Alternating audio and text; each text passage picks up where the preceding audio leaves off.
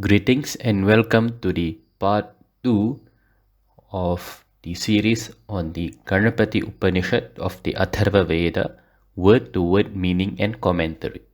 So in this video, we'll be moving on to the first portion of the Upanishad, which is the Shanti Patha.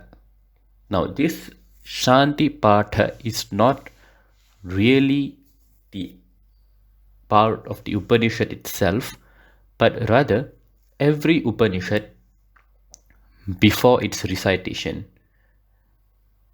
contains a verse, a stanza, which we refer to as the Shanti Patha. Now, how did this come about? This explanation is found in the Muktika Upanishad, whereby Lord Hanuman asks Lord Rama as to which Shanti mantra is to be chanted before and after every Upanishad, to which Lord Rama gives the answer.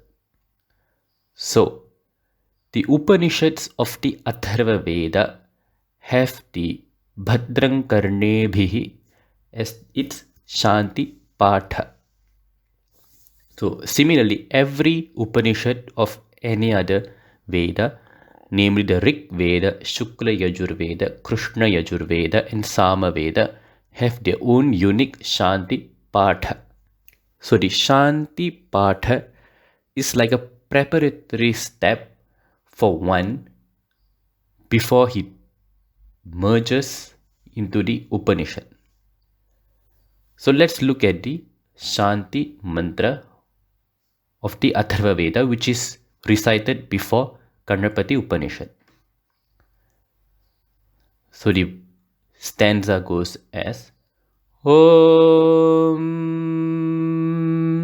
Bhadram Karnebhih Shrunuyama Devaah Bhadram Pashyemakshabhiryajatraah Sthirairangaistुष्टुवागुंसस्तनूभिः व्यशेम देवहितं यदायुः स्वस्ति न इन्द्रो वृद्धश्रवाः स्वस्ति नः पूषा विश्ववेदाः स्वस्ति नस्तार्क्ष्यो अरिष्टनेमिः स्वस्ति no बृहस्पतिर्दधातु.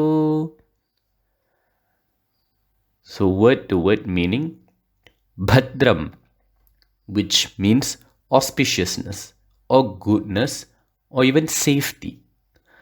Karnebhih, with our ears. Karna, which literally means ears. Shrunuyama, which means may we hear. Shru, that root sound shru itself manifests the reality of to listen. Devaha, literally in reference to Devata or Deva, which means one who shines. The word Deva comes from the root Div, which means to shine. It refers to the deities. Pashyema, which means may we see. Pash, which means to see. Akshabhihi, through the eyes. Aksha, as we know, means eyes. Yajatraha, which means as if we are doing a yaga, a sacrifice.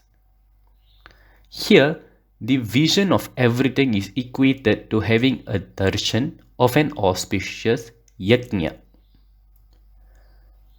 Sthiraihi, which means with steady, firm. Angaihi, which means limb. So, with steady, firm, strong limbs.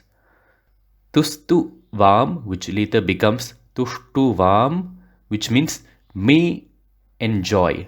Tushti, which means divine contentment.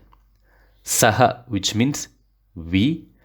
Tanubhihi, tanu, which means body, through this body. Vi ashema, ash, which means to offer. So vyashema means may we offer. Deva, as explained earlier, hitam, which means benefits, yat, which means this, ayuhu, which means the measure of lifespan.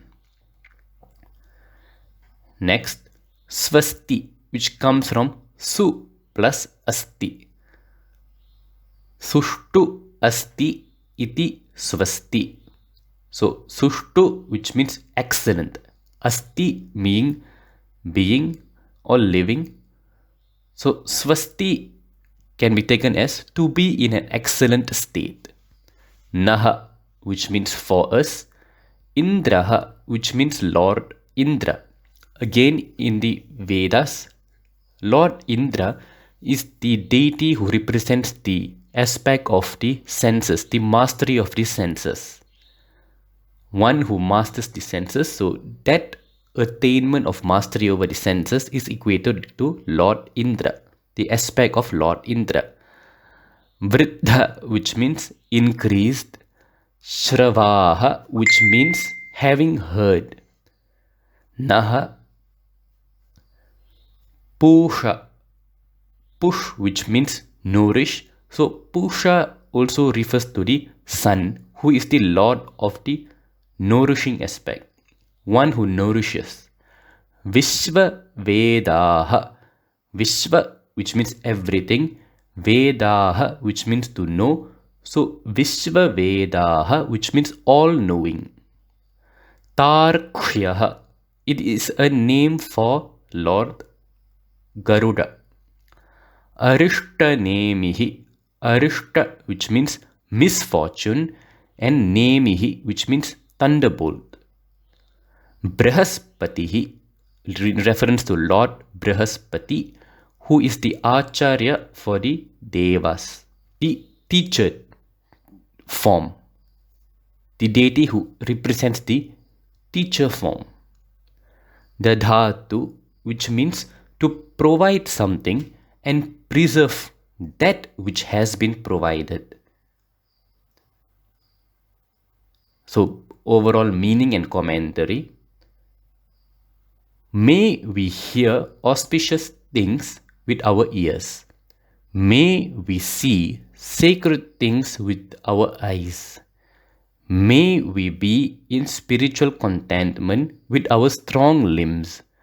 May we serve to our fullest with the lifespan allotted by. May the glorious, full-famed Indra grant us well-being. May the all-knowing Pusha grant us well-being. May Tarksha, who is a thunderbolt to misfortune, grant us well-being. May Lord Brihaspati grant us well-being. So the Shanti Patha prepares ourselves by awakening different aspects, different deities within ourselves, so that we may absorb and grasp the Upanishad in its fullest. So the actual Upanishad actually starts after this Shanti Patha. Thank you for watching. In the next video, we will start off with the actual Upanishad, so stay tuned.